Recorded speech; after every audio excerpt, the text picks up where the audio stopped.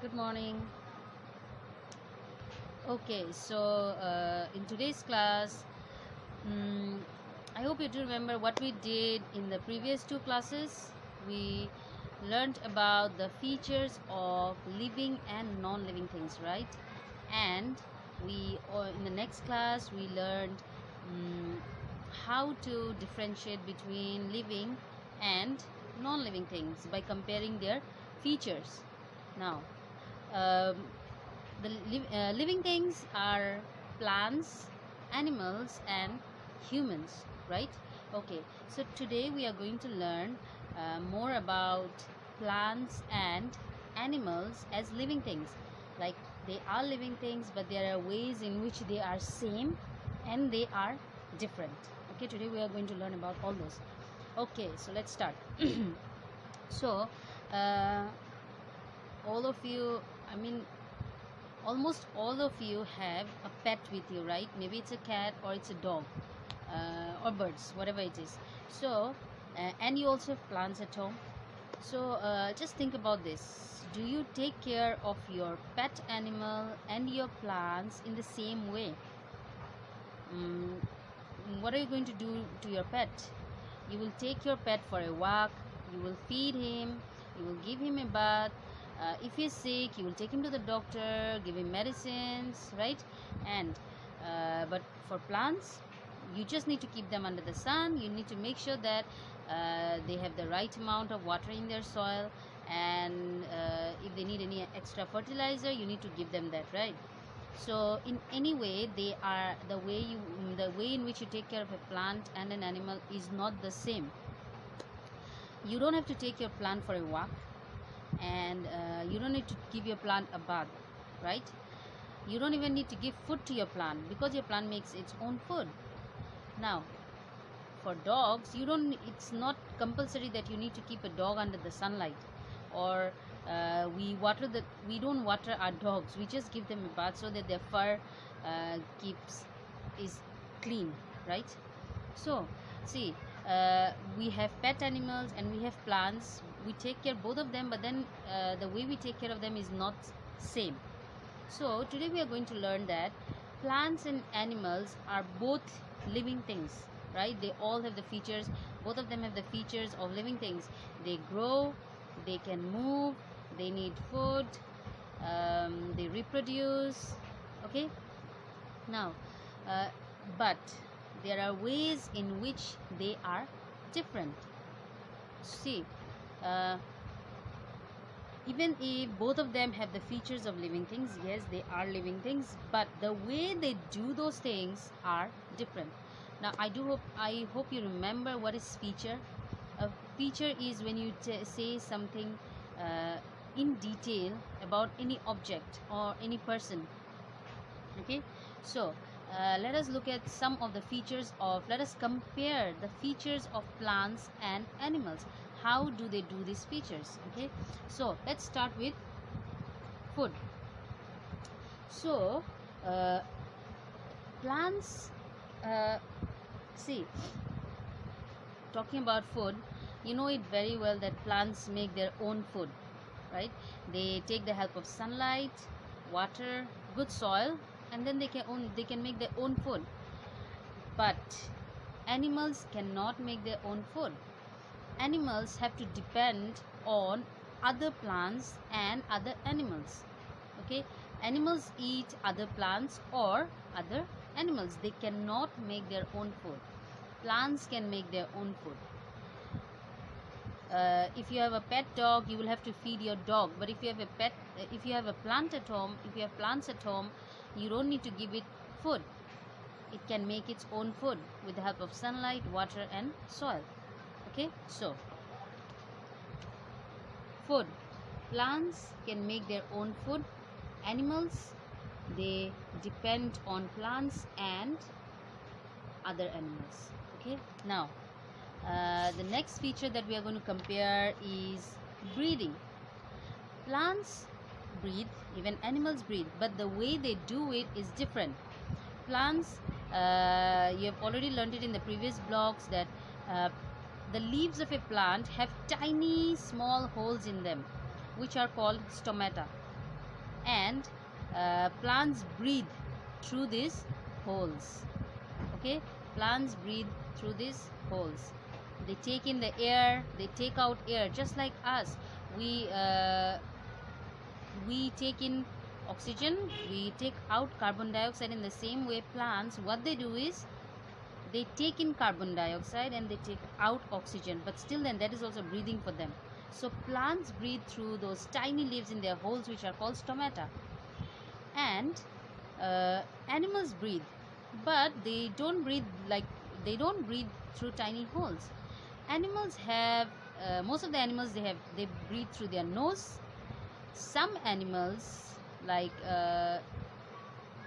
some animals breathe through their skin, and there are also some other animals, such as aquatic animals, they breathe through their gills. Okay, animals breathe through their nose, skin, and gills. They do not breathe through tiny holes or stomata. They don't have those. So,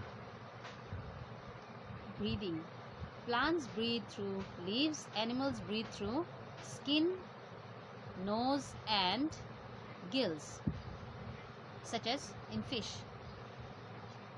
Okay, the next thing that we are going to compare is about movement. So plants, uh, this is very simple. Like, we know that plants cannot move on their own. Okay, only parts of a plant can move, and that also with the help of maybe wind or air. When you look around yourself, you will see that the leaves of a tree is moving. The leaves will move. Okay, the roots will not move. Now, uh, the leaves and the branches, when there's a strong wind or even when there's a gentle breeze, the different parts of a plant will move, but they cannot move from one place to another place by their own. Compared to animals, whether they can walk on their feet, whether they can move around in water, or whether they can slither or crawl on the ground like snakes, or whether they can fly, does not matter. They can move by their own. Insects, some of the insects, they crawl, for example, snakes crawl. Okay, and then we have aquatic animals. Aquatic animals, what do? Aquatic animals, they move around in water, they swim. That is also movement. Then we have birds, we have different kinds of insects, such as bees or bees, wasp, or dragonfly. Now they all move, and they use their wings. That is also movement. Then we have other animals, four-legged animals, such as a lion, tiger, elephant. They walk on land. That is also movement. Animals can move on their own, but plants, they cannot do that. Okay, this is a very big, they can, but then only some parts of a plant can move. They cannot move by their own. So plants cannot move on their own, but animals, they can move on their own. Now the last feature that we are going to compare is uh, how do they reproduce. Both of them, plants and animals, they both reproduce. That's why I told you what is reproduction. Reproduction is giving birth to young ones, or uh, in the case of plants, plants reproduce through seeds. When you plant a seed in the soil, after a few days new plants will grow. That is reproduction in plants. Plants can reproduce through seeds. Okay, and um, what about animals? Now for animals, they either give birth, and there are some animals which lay eggs. When these eggs hatch, the babies come out. For example, birds. All the birds, all kinds of birds, they lay eggs. Even reptiles lay eggs. What are reptiles? Crocodile, alligator, snakes, they all lay eggs. The eggs hatch, and then the young ones come out. Okay, and there are some animals which give birth. Do you know, the animals that give birth are actually called mammals? For example, us humans, dogs, cats, elephant, tiger, lion, or a zebra or a giraffe, those animals which give birth, they are called as mammals. Okay. Now, animals, they will either give birth or they will lay eggs. These are the only two ways in which they can reproduce. Okay, they can give birth to their young ones, but they do not reproduce through seeds. Now, if we come back to the point of plant reproduction of plants through seeds, now keep this in mind. You may have also there are plants where you can just cut a simple. You can take a leaf. Plants can also reproduce through leaves. Okay, through leaves, through roots, or through stems. For example, there's a plant which can reproduce through its leaves. Okay. Now, there are some plants for which you need to just plant the stem and the entire plant will grow, or you need to just plant this root and the plant will grow. So you can see that reproduction in plants and animals are completely different. Even though they do reproduce, they are both living things. Okay, so reproduction in plants takes place through seeds, basically through seeds, and reproduction in animals takes place whether either they lay eggs or they give birth. Now, let us talk about something. See, do you think that, of course, plants and animals are both living things, they have features, but the way they do these features is different. Okay, but they're still living things. Now, do you think plants and animals have feelings? um, and why do you think that the way we take care of plants and animals is different? See, animals can feel, you know it very well. Animals can feel just like us humans. Animals, if they feel cold, they will try to look for something warm. If they feel hot, they will try to get away from that thing. Then if they get hurt, they can feel the pain. So animals can feel. Even plants can feel. Okay, even plants can feel. For example, you know a plant which is called touch me not. In that plant, when you touch the leaves automatically shuts, close. Okay, it closes by itself, and after a few minutes it opens up itself. So the plant can feel uh, anything. It's anything. Even if an insect touches the touch me not plant, the leaves will automatically close. It means that the plant can actually feel that something is touching it. So yes, it's true that plants and animals can both feel. Okay, which is also a part which is also a feature of living things. um, Now, uh,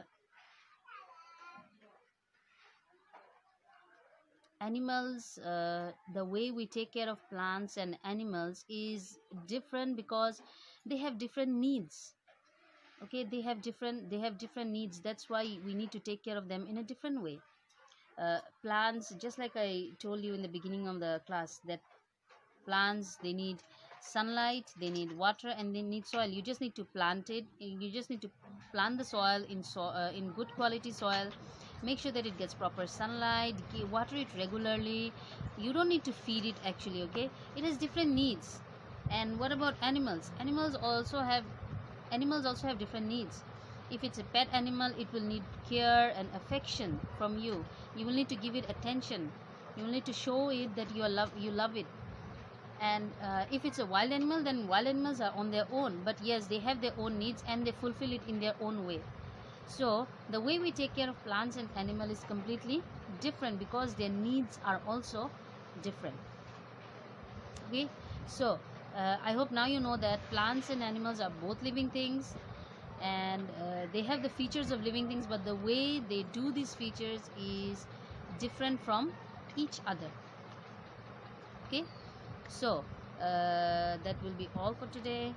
uh, Please make sure that you watch the complete video before attempting the worksheet. Okay, you can also read the content book. See, content book, I think by now you know that content book may not have everything in it. So watching the videos that I provide is very, very essential.